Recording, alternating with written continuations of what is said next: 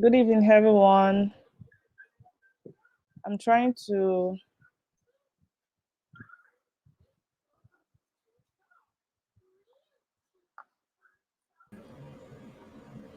Hi, hi. Hello. How you doing? Good.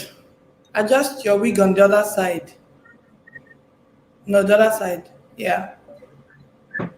Okay. We're doing fashion first. We have to look good now. Okay, so we're live actually. I'm trying to Oh, we're um backstage. I'm trying to get people to join us now.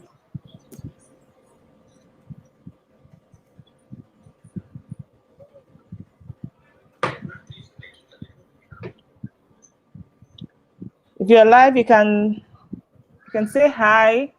Just say hello, say hi. I'm going to wave at you. I'm going to greet you as usual. You know how we used to do it. No, wait, hold on. Are we actually live now? Yes, we are live. Can the audience see us? Yes, they can. Hi. I thought we were backstage. Oh, we're No, in the no. show. Hello, everyone. Hi. Okay, so let me try to post again on Instagram. Okay, hi, hello. Someone is saying hello to you. Hello. Okay, so as usual, you tell us where you're joining from. Lagos. Hello, Bukola. So tell us where you're joining from. Is it Lagos? Is it Canada? Is it Kaduna? Is it Port Harcourt? You know how we do it. Just tell us where you're joining from. Let's see which location is higher. I'm also trying to post on different platforms. Ibadan. Okay. You're welcome. What about you? I remember you were live with us last week. That's BTHO. Though I don't know the full meaning of your name.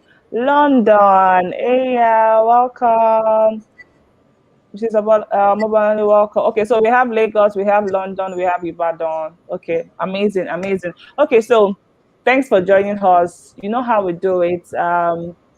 During the course of the show, you're free to drop nuggets, like whatever she's saying or we're saying that you feel like it's really making sense. You just write it down because those who watch the replay would also be able to read what you're putting down. Then you can also ask questions. We're going to be asking her questions. So I think I should just introduce her properly. My guest is one of my how do I put it, my client turned friend. She's one of those who I really respect. She's in the finance industry, the investment guru people, always teaching us how to keep our money and multiply it properly. And recently she celebrated her 10-year anniversary in a marriage, and she shared a lot of lessons with us. Like, it was like a daily series thing that could even be turned into a book. Have you thought of just putting it into a book and just, I don't know, but I'm just giving you an idea anyway. Yeah, I've had a few people ask me about that. But okay, maybe we should consider that. Okay, okay. All right. So I'm just going to allow you to continue now so that I keep posting it around so that more people can join us. So you're welcome. Okay, I see that. Let me see. Maybe it's because of let me see. Okay, yeah, I can see our names now. Okay. All right. So over to you. What did you say?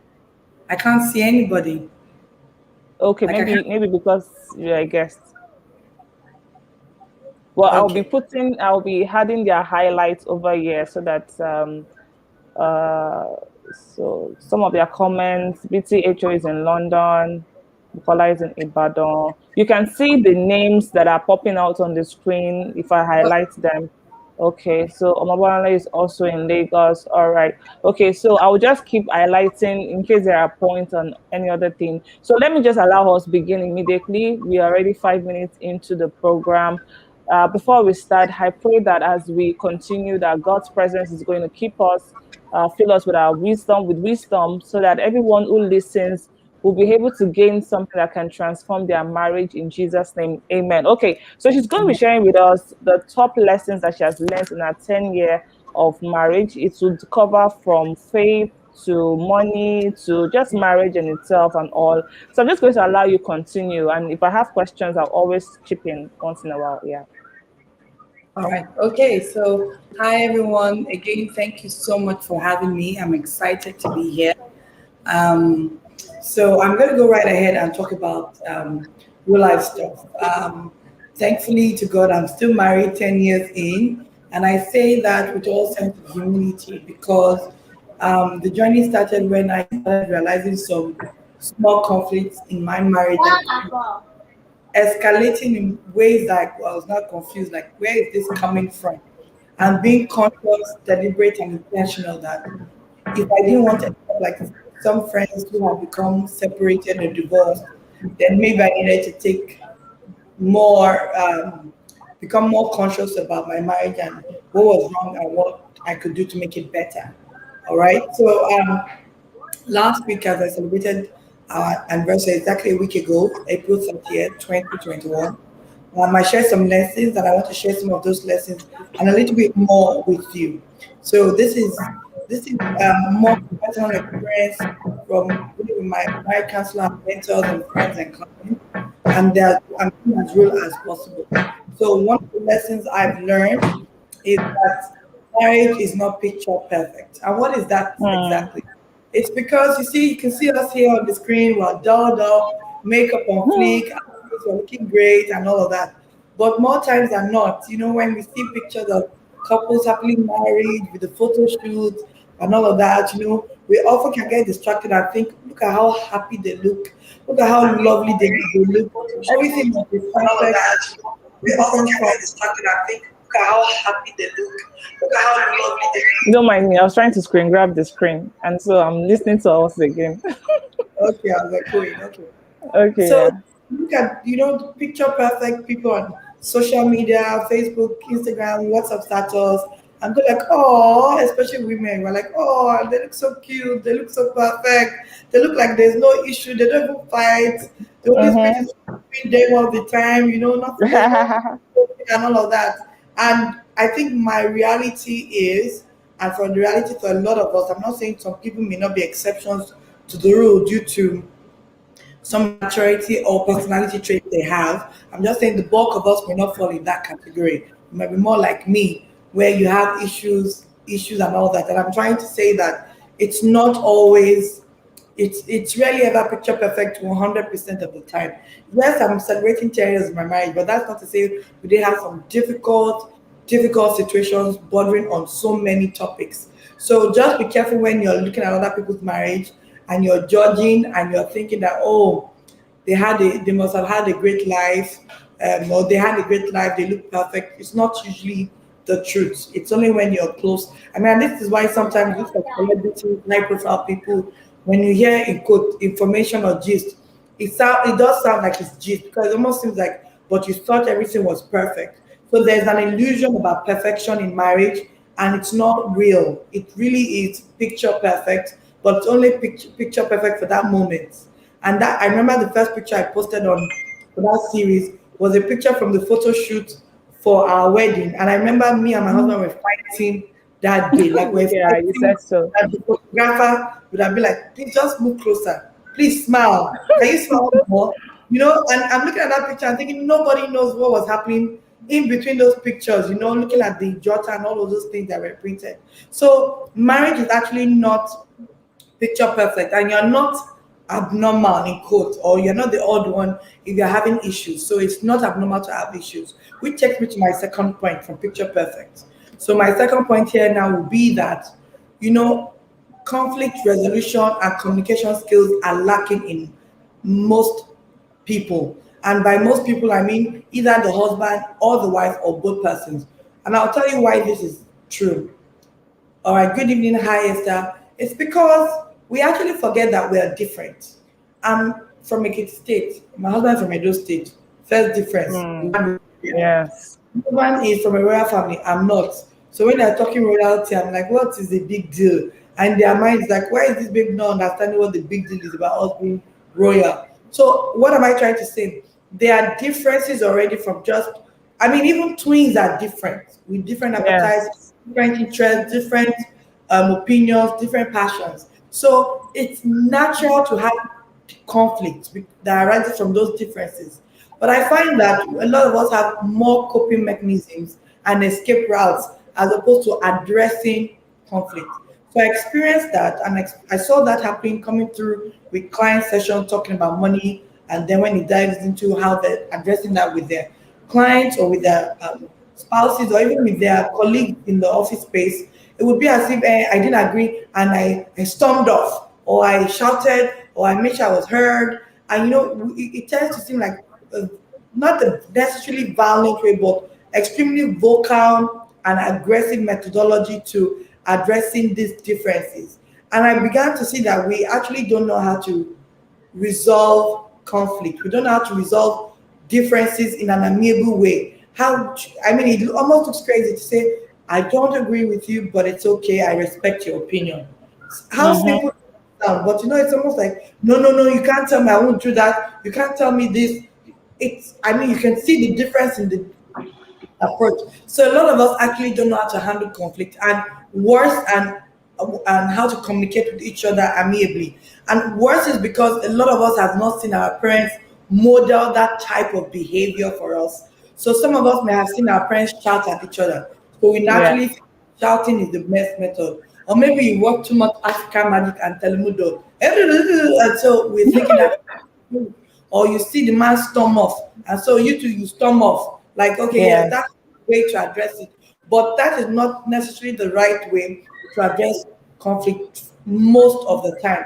So having to say, okay, how do you recognize your triggers, your spouse? Like, okay, I just said, all I said was this, and he's upset. I think I may have said something Mm. that triggered him. How can I take it back? How can I roll back to before that statement or whatever it was that when I noticed the trigger? How can I say, I think you're upset? Did I say something? I'm sorry. Could you tell me what it was? I was supposed to, what's wrong with you? What did I say? What did I say? What's the big deal? And you're in an antagonistic um, attitude or mind frame, which further, frustrates the other party that they're not being heard or understood, which is the communication bit. So I actually had to learn about conflict resolution and communication to be able to survive and thrive, as it were, in my marriage. It was a journey. It was not a one book thing, a 1 month thing. It was certainly a journey, and I'm encouraging you to actually pay attention to that, because too many of us in our relationship with our siblings, our parents, our friends, our spouses are more in an aggressive, antagonistic approach to resolving differences. Differences are normal. Differences complement us. Differences can protect us and help us achieve success. But if you don't know how to leverage those differences, you'll be held into conflict. And that is why you have people talk about irreconcilable differences. Not because they were not different from the beginning, but because all of a sudden they've gotten to a stage where the law of motion that used to make them distracted, like, oh, he messes around the office at the house all the time, but I don't mind. I love him. Now the love has cleared from your eye, and all of a sudden you're like, why is this guy such a like? Why is he so dirty? Like, oh my god, I can't deal. I can't deal. It's not always that I wasn't there. It's just that now we're not able to address it in a manner that will make us progressive. All right. Mm. I also think that sometimes when people visit their fiance and they spend 1 or 2 days, they still feel like, oh, these things are just small small things, I can cope with it. But the moment you're now together and there's familiarity, you're seeing yourself every day, and it keeps littering everywhere every single day. Oh. The dynamics change. So it's true, because Yes. I've also seen that a lot of times, most of the times, the things we're complaining about was always there. I still remember what my pastor, who had a focus on marriage, used to say, the reason you love them will be the reason you hate them. Like, you see the way you say, like, my husband is an introvert, he doesn't really like to go out, and I'm like, let's go out now, let's go out. And I'm like, ah. And I used to like that my husband was always home with me. I always knew where he was. And I'm like, guy, can you go get out of the house? Can you just go somewhere? And all that. So I kept remembering that, oh my God, my pastor did say that to me often, that the reason you love them will be the reason you not be irritable about them. So just to give you an example of how these things can in fact work. Okay. So another thing I learned in marriage was the fact that how we talk about coma, right? How when someone is in a coma, you don't really know what's going on because Yes. they're not really conscious, right? You're unconscious. So I realized a lot of people are in a financial coma. We Hmm. actually don't know what's going on with our finances as an individual, as a couple, as a family. And I say that because it took now I'm thankful, I think, that my husband lost his job because it was the wake up call that got us paying attention to our finances. It was a wake up call that helped us to pay off our mortgage. It was a wake up call that helped us to start investing.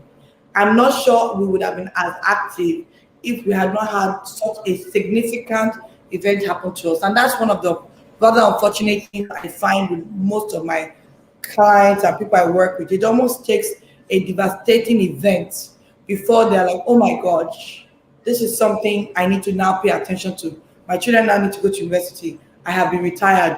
I lost my job. My business is failing. The economy is bad.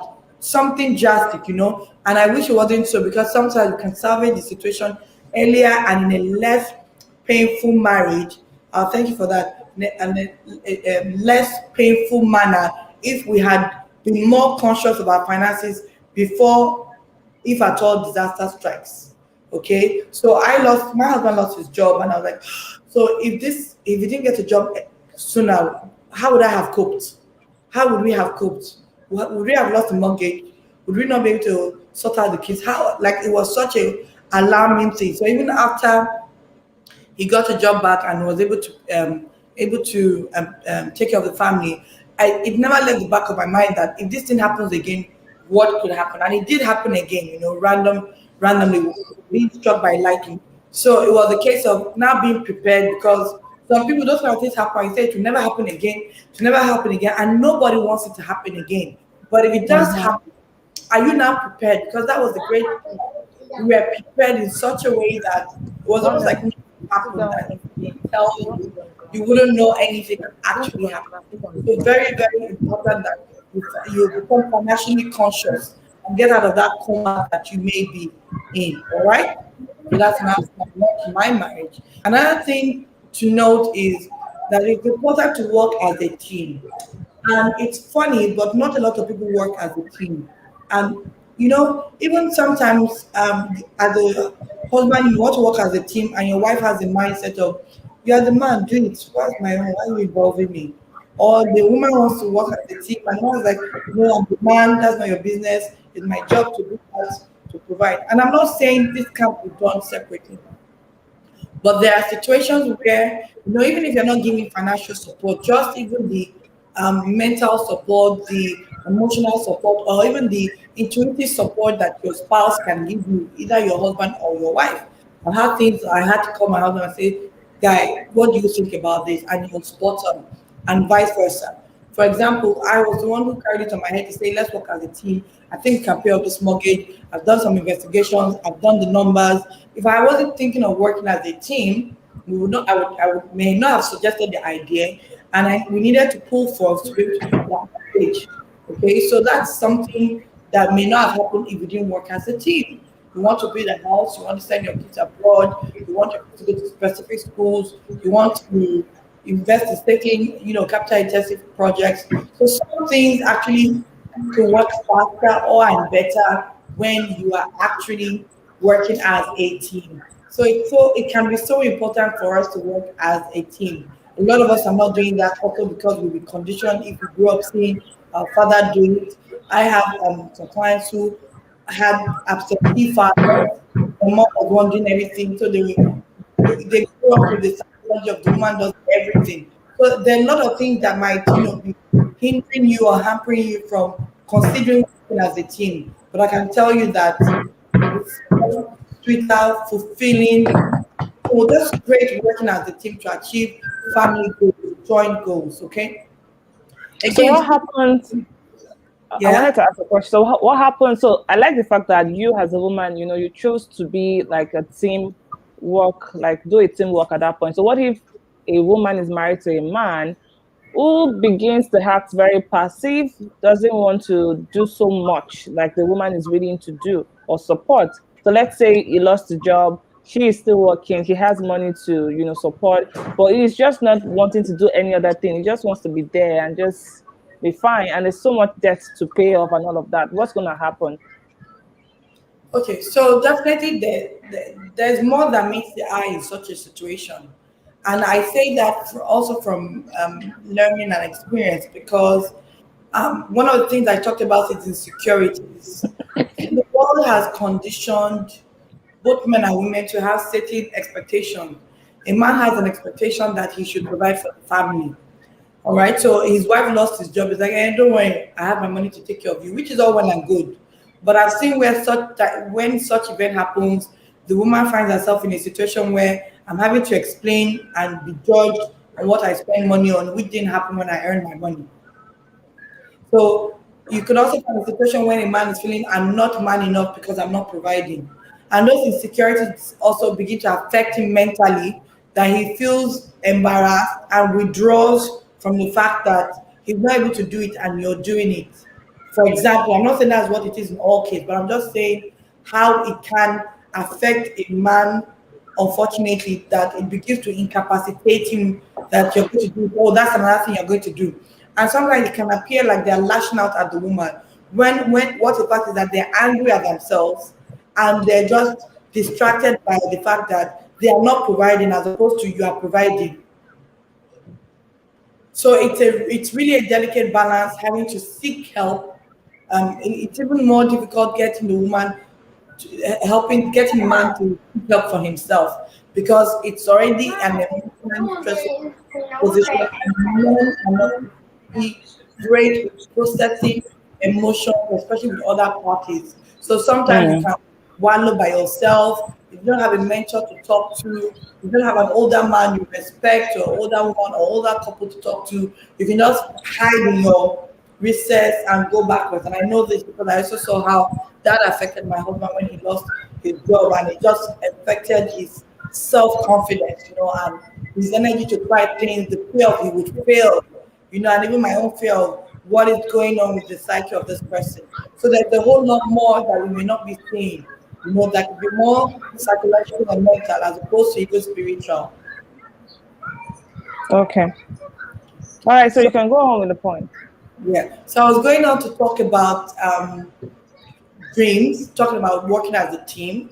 So that's working. I gave an example of working as a team for family goals, joint goals. Now, there's the one of working as a team, but working for the other.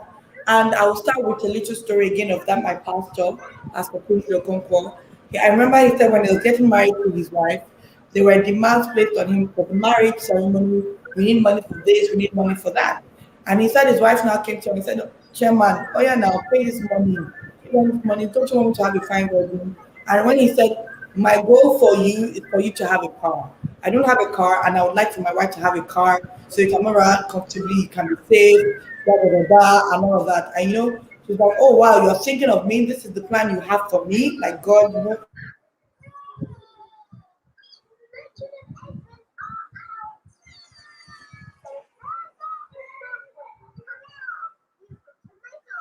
Okay. So I think her network is a little you love paused. me. Okay. Yeah, she's back. Can you see me? Yes. Okay, great.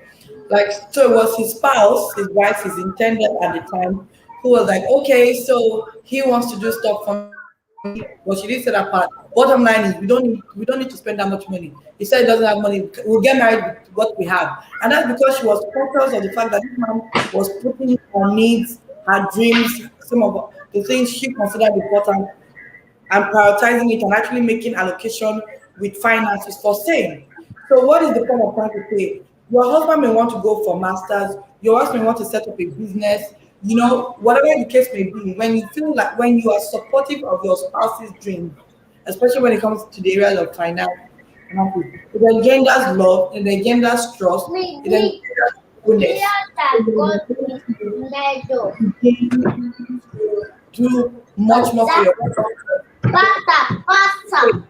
and reinforce that love for each order. So that's something that I think there might be an unusual and imbalance sometimes where a woman expects a man to do a lot in finances, but sometimes we forget that we can also compensate outside of regular things like just getting the home ready cooking.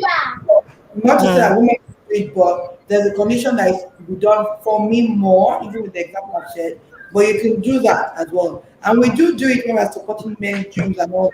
But in other little ways, when you feel like, okay, you're going to be away for a year because of your program and all that, really, really do it. And I find that there's a lot of strain where spouses are like, he's not supporting my dream. He doesn't want to fund it. He's not supporting my dream. He doesn't want me to go. It's important that we find ways to support each other's dreams. It just helps with building the affinity and affection for each other. Okay. All Okay. right. Um, okay. So one important thing I want to also talk about is money.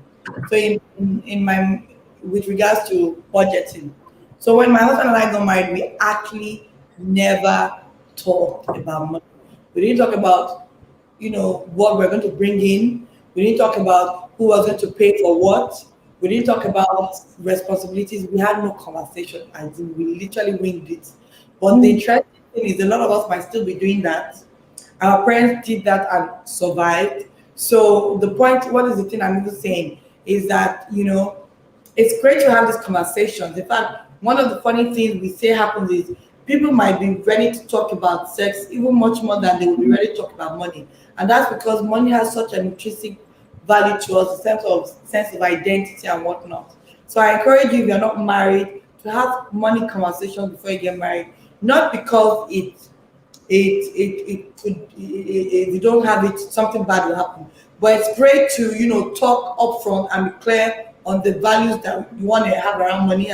I think some people be able to address some money mindset before they got married, where he's dotted the line and instead I do. It really, really helps. All right. Some people have joint accounts. Some people argue about that. I'm neither here nor there. I talk about what works for you because what's most important for me is openness and transparency. I've been married over 10 years, or about 10 years now. I've known my husband for almost 14, and we've never had joint accounts. But I always tell people we have a joint budget. We have an Excel that shows what he's bringing in, what I'm bringing in, what's to be done by who, and it's shared like that. Okay, we have access to each other's accounts. So now my it's almost like I can touch your money, you can touch my money to a certain extent. So really, I'm okay, and we don't need to do that because of the openness we have. So that has worked for us. And some people they need that separation of a third account, a joint account where that's to pull funds for stuff that's for each other, and you have personal money for yourself. That's great too. But what's most important is transparency. Because when, like with one story I shared, when I was speaking somewhere, the man said the woman was just always making demands on him. He said, okay, she's sounding like she's making unreasonable demands, but does she know what you're earning? He said, no. I said, okay. So what if you're earning 500,000, but she's saying that the way you're dressing and acting with your friends, she thinks you're earning a 1 million naira. And so if she's thinking you're earning a 1 million naira because you're acting like a 1 million naira, she's now wondering why you're making her manage 50K when in her mind you should be able to provide 300K. So I said this is part of the things that not being open encourages. It creates room for distrust, it Bring creates room it. for guessing assumptions, it creates room for conflict because that lady may not know what's in there. And so she's trying to say, it's like, this man is cheating me. So let me take my pound of flesh. And that's where the distrust and it just becomes worse. Okay. Again, it can be difficult to do this with someone that is not that's financially unfaithful because there's financial infidelity, and that's a case where you have joint account and the person just takes out of it without checking with the other person or not for what you both agreed you will use it for. So that's a major thing, and typically that the other party needs help. So to protect yourself and the rest of the family, it might be important to separate things and seek help. Because there's usually something driving that kind of behavior that would make you say, "This is money for house rent," and you went to give it to money doubler, or you went to use it to drink, or you use it on a fling. Yes, you need help. All right, so you need to protect your children, yourself, your marriage by when you see that there's financial infidelity in that situation. Okay, so something to work out. watch out for. So it's great to budget. And by the way, if you go to our website, moneymap.africa, or to my Instagram handle, Tolu underscore DO, or our Instagram handle for money at Money Map Academy, you will find that one of the things you can get first off is how to use the budget. You get a template of the budget, a video on how to use the budget, and an additional video on how to start the steps to invest in, the baby steps to start investing. I think you will find that particularly helpful if you join that. You click to get join that. Yes, money map Money map. Africa. Okay, moneymap.africa. Okay. Yes, money map to Okay. Africa. Okay, so it's great to learn how to budget because I'm supposed let to me give you talking. an example. I always tell people you get into Uber or a bus and you don't know where you're going to. You just enter the I'm following you wherever or Uber. I'm following you wherever you're going to. Does that happen? And that budget is basically you saying, I need to go here, I need to go here, I need to go here. And the truth of the matter is, as long as money comes to hand, you have been budgeting. You just didn't know that you were budgeting. As long as you have 10K and left, you are budgeted. So by your action or inaction, you actually budgeted. Okay. So the ideal thing is to learn how to budget. Remember, I've talked about how a lot of these things are skills, and we are not actually learning the right skills. The money skills, I always say money is a game. You just have to learn how to play to win. Especially women, we always leave this game for other people, but it's like Monopoly, Ludo, chess. I mean, you guys are playing these games already. So why don't you want to learn to play the game of money? Okay, so I encourage us to learn how to play the game of money, and we start by learning how to budget because the money must first come in and you must allocate it prudently, wisely. Okay, so yeah, so as I wrap up, I want to talk again on faith and insecurity. So a lot of women have been conditioned with the expectation they'll be the best wife, as good as their mother, as good as their sister, as good as the sister-in-law, as good as the colleague or your husband's best friend of the opposite sex. There's a lot of pressure on women, and it makes us do things we sometimes do not do. The same thing with men, there's such a lot of pressure that I have married. He knows when he's going to buy a car, when he's going to buy a house, when he's going to have kids. You know, we are expected to have it all figured out, but we typically don't have it all figured out. We are actually creating plans, working on those plans, adapting it, changing it as life happens. So it's only important for us to actually recognize that sometimes when our spouses seem to be having cold feet or struggling, it's usually because there's some burden of expectation that they're in their mindset unable to meet. So if you're wondering why is your husband not that neat, why is your wife not doing as well with the children? And that's a they're like, oh, I'm a bad mother, or I'm a bad father, or I'm a bad husband. We are actually dealing with insecurity. But when we learn more about differences, communication skills, and conflict resolution, we can help our spouses overcome those insecurities to see that they are good enough and they can learn these skills because these are all learnable skills. We all learn to drive. Nobody was born to this world learning how to drive. Nobody was born to this world learning how to, do something. And we learn it. Even your job, chances that you took courses, you went to school, you want to learn it. So these are things we can actually learn if remember become financially conscious and you start taking mental, intentional action towards learning those skills. So your spouse will have insecurities, you will have insecurities. Insecurities will not become a god So wow. yourself and distract you from the real issue. And finally, on faith. Faith has been a big part for me. There are differences in faith. We had similar backgrounds and then we had different opinions on faith. And that happened. And there was a period at the time of myself foolishly. So you must go to church and be our church. You must go my wife, and it was dragging my husband in a negative mindset and he was being resentful, which I can understand because I can imagine him to saying, I'm insisting I must go with him to where he wants to go, how he wants to do it. So there are things that we need to prayerfully take to God, be the better representation of Christ that we can be as much as possible. Because there, a lot of times I don't want to say I'm a Christian. I want you to see by my action, and I want you to recognize that this person is not a Christian. And this is how you can actually honestly, and this is me married to a Christian, I'm not married to a someone outside of the faith, but those people, like, even in terms of church and beliefs, there's so many differences. And if you don't prayerfully address this, and you're being like, no, no, no, no, in the Bible, it said this, so you must be wrong. What you're doing, you're not discipling, you're not encouraging love, because that's how Jesus did it. If you're not careful, you're having more of a Pharisee Jesus conversation. The person now becomes, with the Pharisee. Are you the Pharisee? Okay, in terms of approach, in terms of what you're saying. So prayerfully address some of these things. I have seen couples that have started to just become interested in what it is I was doing, because they're like, God has been showing in your life more. You're not shouting at me, you're calmer, you're addressing issues that people, something must be going on in your life. I want a part of it.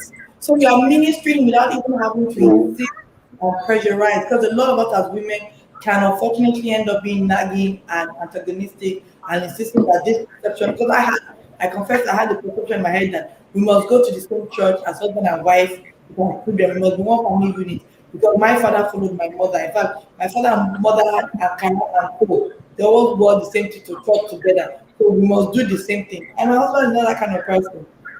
He's not that kind of person. He doesn't appreciate it, doesn't like it. So it's so important for us to be careful how we use our faith to push people, or our opinions about our faith, to push people away from Christ, as opposed to put people in. Because guess what? At the end of the day, for me, whatever your denomination, anyone outside of the faith who sees Christian, they don't say his Catholic is redeemed, his believers love world. They say they are Christians. So can you be recognized by your faith as a Christian, more importantly, as opposed to you are going to different churches, for example? Okay, so I think with these few words of mine, I want to stop here so I can answer some real life questions together with our host who has made this possible. Over to you, Nikin.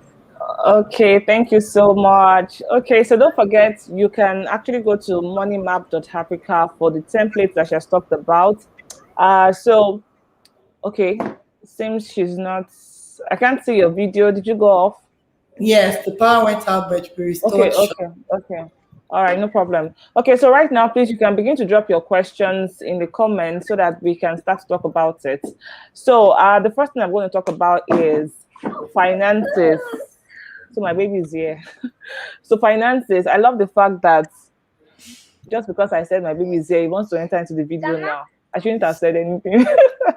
Okay, so back to what I was saying. I know that in my home, for instance, my husband trusts me with money, and because he trusts me with money, he can actually save money with me. So we don't have joint accounts. We all have our personal accounts. But if we need to like put money together and to plan for something, or he needs to save his money, he can always send them to me, and he knows that I'm not going to start touching the money and all of that. But I want you to speak to the women and just advise them. What are those things that you think women need to pay attention to build trust financially? Because just like you mentioned, you both of you are transparent with creating Excel, and okay, this is what we're going to spend, this who's going to take this. Then we still have people that have mindset of it's the man that should do 100%. My own is just take care of myself. I want you to address that. We also have women who, just because the husband gave them money today to keep, by the time you will ask for that money, there will be story of I quickly bought one hair like that. There was this shoe that I bought. Can't I use your money? There's even shakara around the way she would spend the money and all of that. And before you know it, this man will stop giving her money to keep. And after some years, she will start to complain, oh, he doesn't give me money, he doesn't trust me, forgetting that she has laid a wrong foundation around trust. So I want you to just speak to women and address those mindset issues about money. Yes, I think we said it, because what is happening is it's a character test.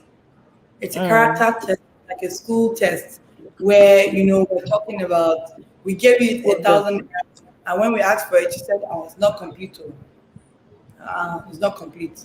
I mean, even if it wasn't your spouse, whoever it is, your mom, your dad, your sibling, would you be happy when they said they dipped out of it? It's one thing. It's another thing when they give you money, and then you now start saying, "I have needs," because it now becomes the case of, I have let you in, and now you are taking the piece. you are now trying to make some demands because of what you see. So it's something you want to check. And a lot of this actually even starts before we're married. Okay, so your husband gives you something, tells you something, and you told someone else, you spent it, you've not done anything.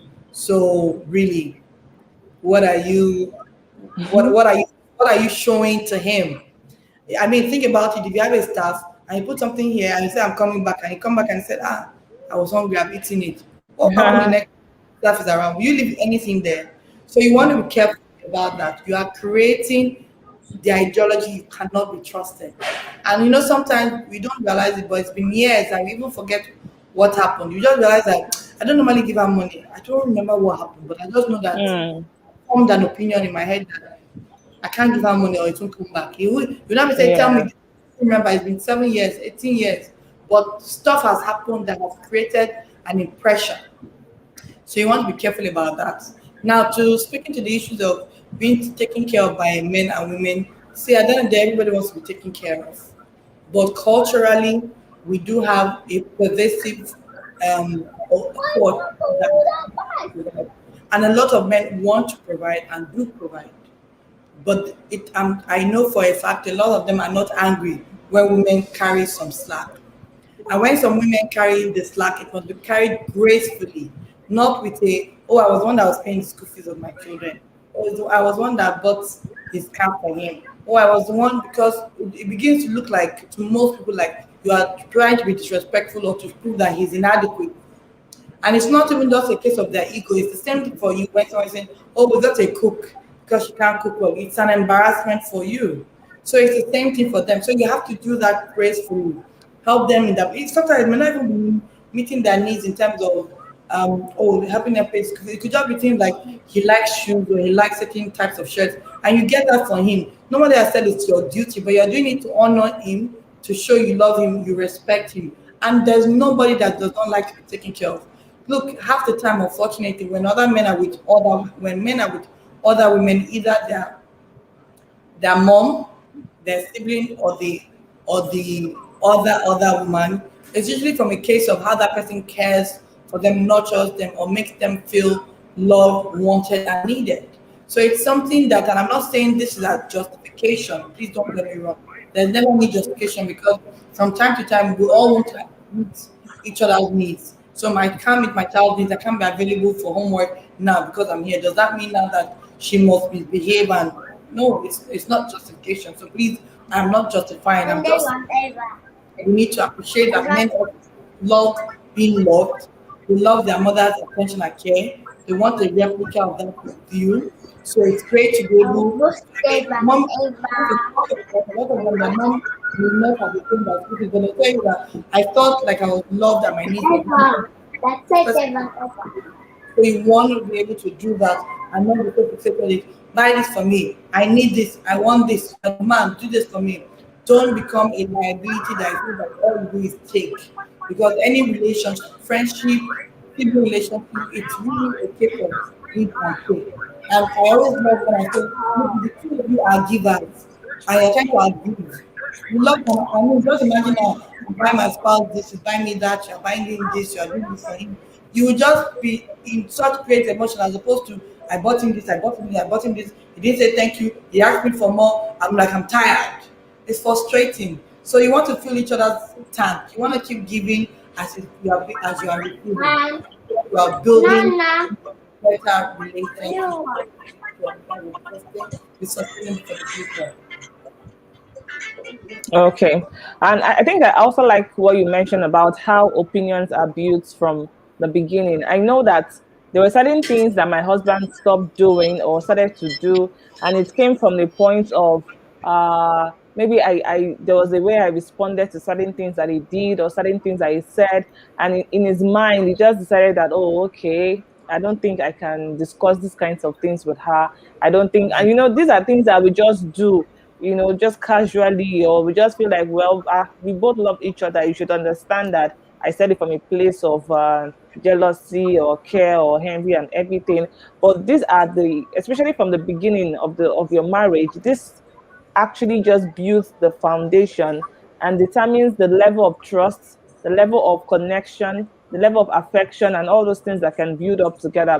So I would like to ask about faith. I'm still waiting for questions, but maybe people don't have questions yet.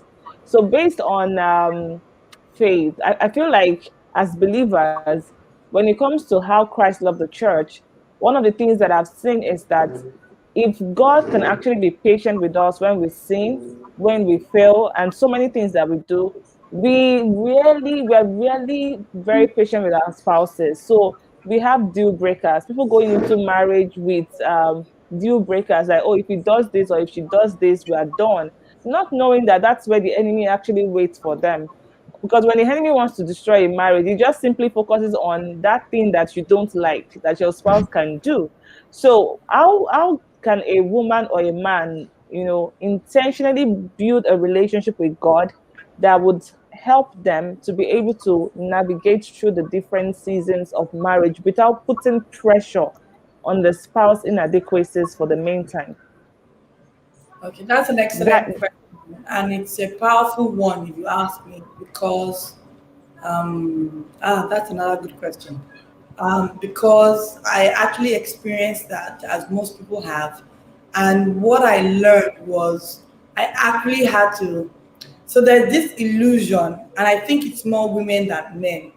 And I think Mills and Bones, romantic movies, African Magic have caused it, where we expect our spouse, our husband to meet all of our needs. It's not true. It rarely ever happens that he's your confidant, your friend, your brother, your father, your mother, your financial guru, your website. Like, because I didn't realize for a long time that I expected my husband to be all of this. Literally, he was more than even Superman. Even Superman can't do all the things I needed my husband to do. So a lot of us actually are putting a lot of pressure on our spouses to be a certain, ideology that we have. But when I began to go grow deeper in my walk and faith with God, what I understood from God was that I should turn to Him for certain things to meet certain needs. So before, when I'm like, you're not giving me time, you're not giving me this, I began to say I will spend that time with God, and God would meet my would I would actually feel, so the energy, negative energy I would have from feeling like I was being neglected. For example, like he's not spending time with me today or last 2 days, 3 days, blah blah blah. I would spend it with God, and I would feel refreshed. I would be happy. And honestly, sometimes I don't even notice it. My husband's like, you don't even miss me. You're not looking for me. I'm like, hey, sorry, oh. It's like, oh, you're looking happy and all that. What's up? Let's talk. As opposed to how I may have dealt with it. And I'm saying this because, like I said earlier, with concerning faith, when I began to think that my husband could not meet 100% of my needs every time, he's human like I am human. I make excuses for myself. I needed to make excuses for him. It's funny, especially as mothers, we realize how we make so many excuses for ourselves, for our children, and we're struggling to make excuses for our spouse. And I began to Mhm. realize, oh my God, see the difference in how God loves us, how a mother loves their child, a mother-in-law loves her son, and how we don't love our husbands the same way. I can't understand or explain why, but we don't seem to have the unconditional love our mothers had for us, children, and God had for us. We don't tend to have that with our spouse. As for keep, because the truth is, I began to feel judged anytime I would judge him. Like, oh, so you are the Mm, one that's perfect. You are the one that can do everything. Like, actually, no. mm, Why am I expecting him to be perfect, to be always polite, to be always what I need him to be, how I need it to be, when I need it to be? So there is a mindset that makes us not understand and appreciate it. Just like we're struggling and God is saying, spend more time with me, let me teach you, show me. We're on a journey. And the other thing about being on a journey is you still can get the horse to get to the drink, but you can't force it to drink. So your own walk can be a 3-year walk, your spouse's walk can be a 7-year walk. But the good thing mm, is the hope of getting to the same destination. mm. You know And what I it's mean? so funny that is it yesterday? So I sent an email yesterday about what you're talking about now. And I think that was coming from my child's school. And I started to ponder about this grace that God has given to us, this mercy that God shows towards us, and how we struggle to show it towards our spouse. And I felt like God was starting to show me something that I wrote in my book recently. About how in a marriage, these two people, even though they are believers, they are at different stages of their Christian walk. So maybe the husband is a baby Christian. So I sent an email talking about three stages that people face while growing up spiritually. So the baby stage, the child stage, the childhood stage, the growing stage, and the maturity stage. So let's say the husband is a baby, spiritual baby, and the wife is a growing person, not yet at that mature stage. There are certain things that the husband would do that would make her wonder, how can he behave this way? But what she doesn't understand is he is acting from a place of a baby Christian who doesn't understand what is wrong, what is right. He just says it as it is, thinks it as it is, and behave as it is. But there's a level we now start to understand. The more we get closer to God, we start to see that even God understands well when we are still at a particular point. Just like Samuel, who did not know that it was God that was speaking when he was calling his name. He needed a guide at that time. But Eli was he understands that, oh, it was God that was calling him. But at some point, Samuel also became that kind of person that can also guide someone to say, oh, it's God that is speaking to you. So as spouses, we need to also understand where our spouse is, and say, okay, I think I'm more mature spiritually than my spouse. So there are things they may say or do that is from a place of where they are at this point. So I'm just trying to buttress what you're saying. We still have some other questions, but I want you to handle this before I go to the other question. Okay, I think I've answered the question and you concerning that on faith. I think is there any more? Is there Yes, something? yes. No, So you I can can go see, on to this one now. yeah, I can see one on the screen. How did you Okay, handle yeah. in relationships? That is an excellent situation. So excellent question. So with in-laws, there were ups and downs. I won't lie. And I remember before we got married, my husband and I had a pact. We had said we know we love each other. We spent a few years together, dating, courting, so we know that we work, and that we would recognize that we would probably have conflict outside of the family, outside of ourselves, and we need to be ready to face it together. So we had that mindset going in. So the truth of the matter is, it also, I mean, I always say I actually had to work with my marriage counselor to better understand this. So I began to had to learn that, you see, just like we said, people are in different places. People have different expectations. In fact, it took me a while. It took me years before I realized that in my husband's side, apparently the culture is the husband does the bridal thing, and in my side, Yoruba is the women's side that do it. So we already had conflict at the mind, but we all assumed the other party understood, because I never knew that until I was watching a movie with my mother-in-law that, oh, this is the culture for you guys.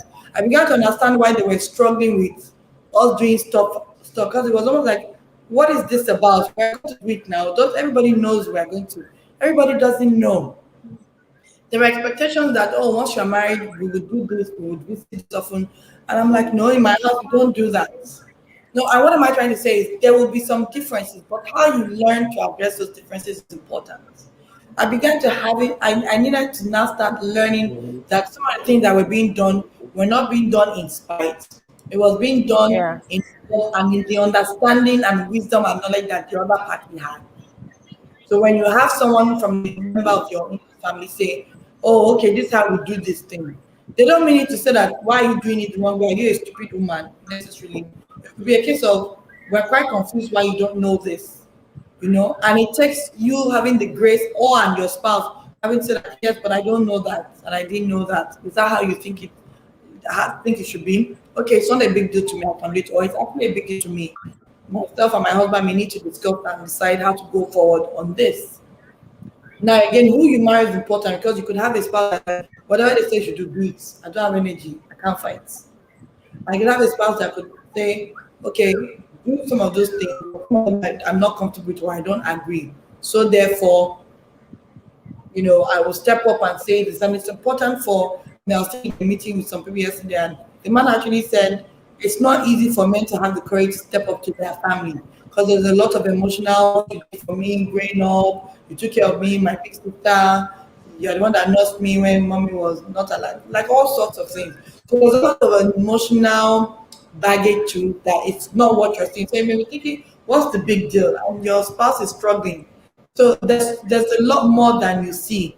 But when you begin to try to look at the situation from the point of we are different, it has certain like now I was raised very not very traditional, quite contemporary. Where in my house we don't have to kneel down to greet our dad and mom. We hug, kiss, mwah. And my in-laws house we don't kneel down first. In fact, you have committed atrocity of the world. Does that make them bad people? No. It just means they are different. And could Mm. I ask, I'm sorry, in my house, this is how we do it, so we've got to do it. I just used to use them and said, really doesn't bother me that much. I could do it, I learned to do it. In certain situations, I will do it. So if I need to do it when I see you, I'll do it for everyone's peace of mind and sake. It's I've handled that without having to say no. In my house, we don't kneel down, and I'm Yoruba, and you're not Yoruba. Why are you telling me to kneel down? If I'm a Yoruba guy, and I say I don't want to kneel down. Why are you the ones that are stressing me? But in the real sense of it, it's just their family value and culture.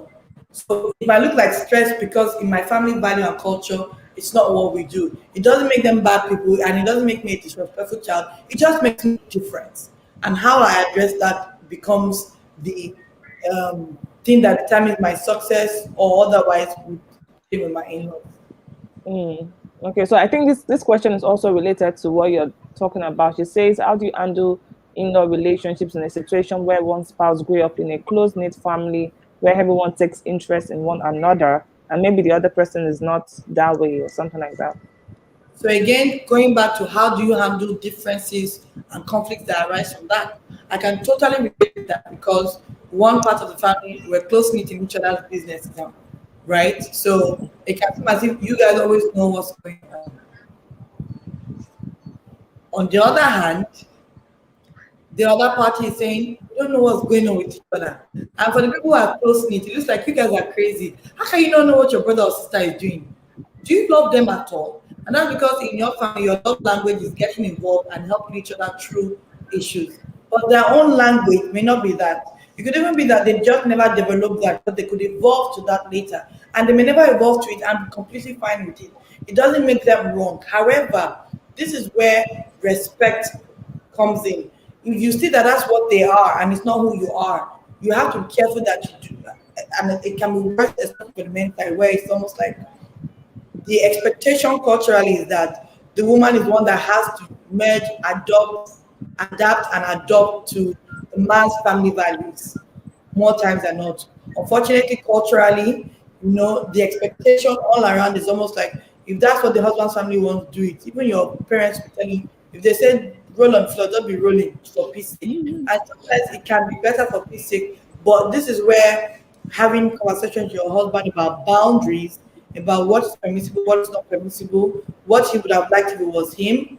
And I know sometimes there's conversation, but I'm a man. But it's not that I'm a man, it's more a case of I'm human, I have emotional needs, I have feelings, and when things like this are done to me, it can rub me off the one way. And I need your help to address it because I don't know how to address it because it's different from one I'm used to.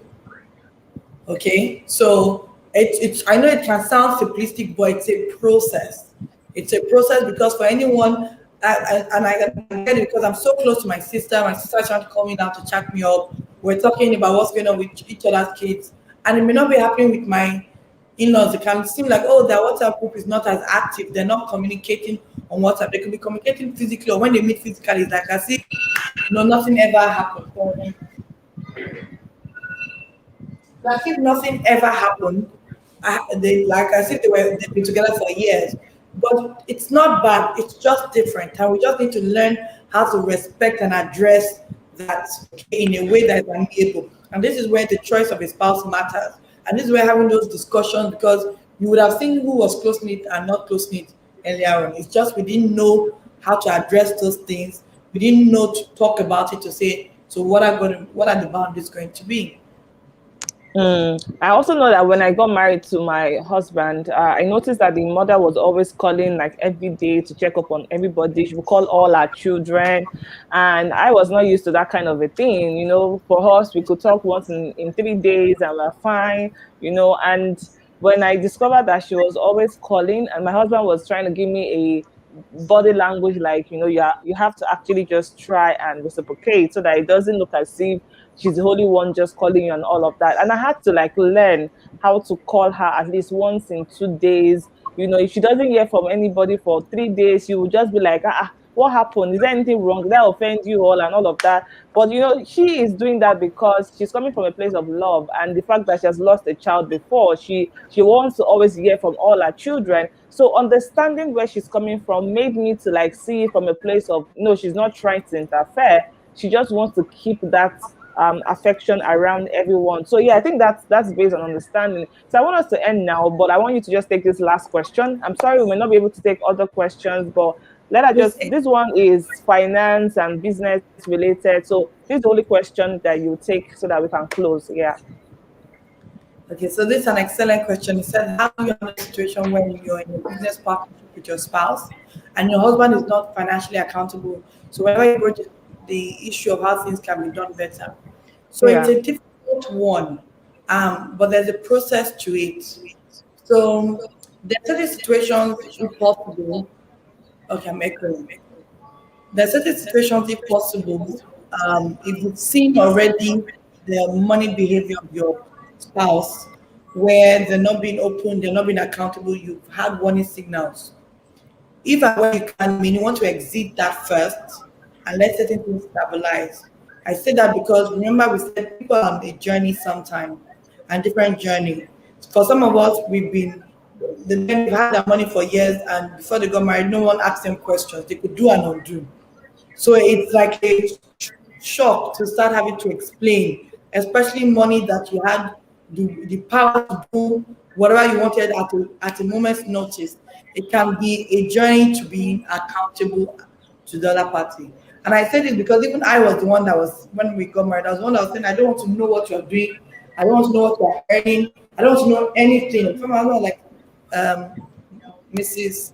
That's not going to work. How do you not know what I'm doing? What are you thinking? I don't understand it. I cannot work with it. I need you to get involved. So what am I saying? If your husband is having difficulties with that, it's not about your husband. It's about if you're in business with anyone who was not being financially accountable, what would be the decision you would make? That's the first question. Now, the second, the more difficult question is, how would you disentangle yourself in such a, if you were in such a situation and you decided that you could not address it, because any partnership where you cannot address certain issues is really a ticking time bomb. Now, one way to address it is having a board, informal board, like, oh, there's someone else who is in this kind of business or that we look up to that you can, as a couple, report yourselves to about the business or about your issues. And that person could be able to help as a third party, help your spouse see some of those issues. Because sometimes we're too close to the issues and we're too sensitive because it's not only that issue someone is irritable or upset about, it could be other issues. It could be something that was said before, done before, and whatnot. I've experienced that too when my husband said that he felt um, I did something. I was like, I don't. What did I do? I didn't understand it. And it took a third party helping us to see that. Oh, okay, this is where the conflict is coming from. So sometimes it may not even be you and them, and it can be worse because men don't like to get help naturally because they've been taught to figure it out. And that's part of the insecurity that you're not able to figure it out naturally. Needing help, someone's going to know that you're not good enough. So those are the insecurities they're dealing with. So having a board, a mentor, and one of the things you want to do if you're ever going business with anyone, and especially with your spouse, have people you can both report each other to and agree to that. So that way you can have a mediation party, the same way that in business you have mediation to resolve conflict, to help you talk through to the other party.